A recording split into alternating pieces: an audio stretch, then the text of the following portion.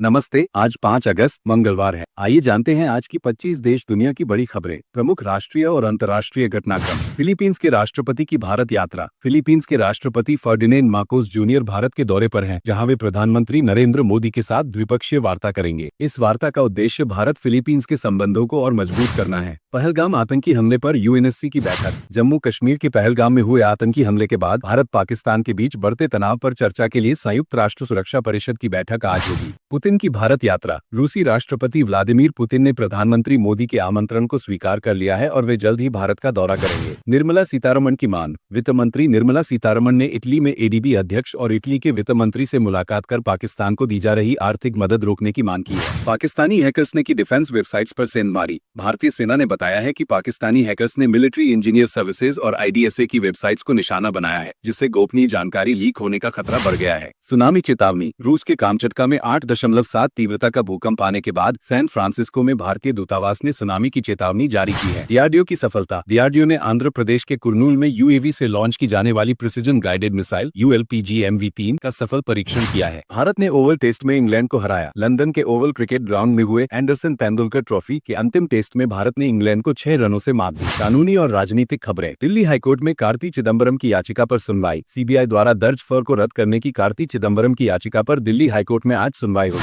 Supreme court में भूपेश बघेल की याचिका। छत्तीसगढ़ के पूर्व मुख्यमंत्री भूपेश बघेल और उनके बेटे की गिरफ्तारी और जांच के खिलाफ दायर याचिका पर सुप्रीम कोर्ट में सुनवाई निर्धारित है। वक्फ संशोधन एक्ट पर सुप्रीम कोर्ट में सुनवाई। वक्फ संशोधन एक्ट की वैधता को चुनौती देने वाली याचिकाओं पर सुप्रीम कोर्ट में आज सुनवाई होगी। सुप्रीम कोर्ट ने राहुल गांधी को फटकारा। सुप्रीम कोर्ट ने राहुल गांधी के चीन द्वारा 2000 वर्ग किमी जमीन पर कब्जा करने के बयान पर सवाल उठाया और पूछा कि ये दावा किस दस्तावेज पर आधारित है। सीएम योगी का सख्त बयान। उत्तर प्रदेश के मुख्यमंत्री योगी आदित्यनाथ ने कहा है कि ड्रोन से दहशत फैलाने वालों के खिलाफ गैंगस्टर एक्ट और एनएसए के तहत कार्रवाई की जाएगी। उमर अंसारी की गिरफ्तारी। पूर्व विधायक मुख्तार अंसारी के बेटे उमर अंसारी को फर्जी दस्तावेज और धोखाधड़ी के आरोप में लखनऊ से गिरफ्तार किया गया है। उदयपुर फाइल्स की रिलीज। सुप्रीम कोर्ट ने फिल्म उदयपुर फाइल्स की रिलीज पर रोक लगाने से इनकार कर दिया है। ये फिल्म 8 अगस्त 2025 को रिलीज होगी। दुर्घटनाएं और आपदाएं। झारखंड सड़क हादसा। झारखंड के देवघर में कांवड़ यात्रा के दौरान एक बस और ट्रक की टक्कर में 18 श्रद्धालुओं की मौत हो गई। उत्तर प्रदेश में भारी बारिश और बाढ़। उत्तर प्रदेश के 17 जिलों में लगातार बारिश के कारण नदियों का जलस्तर बढ़ गया है, जिससे 400 से ज्यादा गांव बाढ़ से प्रभावित हैं। लखनऊ में भारी बारिश के चलते सभी स्कूल बंद हैं। उत्तराखंड में बादल फटा। पिथौरागढ़ के सोबला में बादल फटने से भारी तबाही हुई है। कानपुर में बारिश से मकान गिरा। कानपुर में भारी बारिश के कारण एक मकान गिरने से 3 लोगों की मौत हो गई। अन्य महत्वपूर्ण खबरें। मोहम्मद शमी को धमकी। भारतीय क्रिकेटर मोहम्मद शमी को ईमेल के जरिए जान से मारने की धमकी मिली है। झारखंड के पूर्व सीएम शिबू सोरेन का निधन। झारखंड के पूर्व मुख्यमंत्री शिबू सोरेन का 81 वर्ष की आयु में दिल्ली के सर गंगाराम अस्पताल में निधन हो गया है। बीएसएनएल और एनआरएल का समझौता। बीएसएनएल और नुमालीगढ़ रिफाइनरी लिमिटेड ने उद्योग 4.0 तकनीकों को बढ़ावा देने के लिए एक समझौता ज्ञापन पर हस्ताक्षर किए हैं। तेलंगाना में टेक्सटाइल पार्क। वारंगल में 10,000 करोड़ रुपए के निवेश से बनने वाले काकतीय मेगा टेक्सटाइल पार्क से 2 लाख लोगों को रोजगार मिलने की उम्मीद है। सावन का अंतिम सोमवार। सावन के अंतिम सोमवार के मौके पर देश भर के शिव मंदिरों में भक्तों की भारी भीड़ देखने को मिली। NEET-PG 2025 परीक्षा। आज NEET-PG 2025 की परीक्षा एक ही शिफ्ट में आयोजित होगी। दिल्ली विधानसभा का मानसून सत्र शुरू। दिल्ली विधानसभा का मानसून सत्र 4 अगस्त से शुरू हुआ, जिसमें स्कूल फीस नियंत्रण बिल पर चर्चा होगी। बिहार में शिक्षक भर्ती में डोमिसाइल नीति। मुख्यमंत्री नीतीश कुमार ने शिक्षक भर्ती में डोमिसाइल नीति लागू करने की घोषणा की है, जिससे स्थानीय उम्मीदवारों को प्राथमिकता मिलेगी।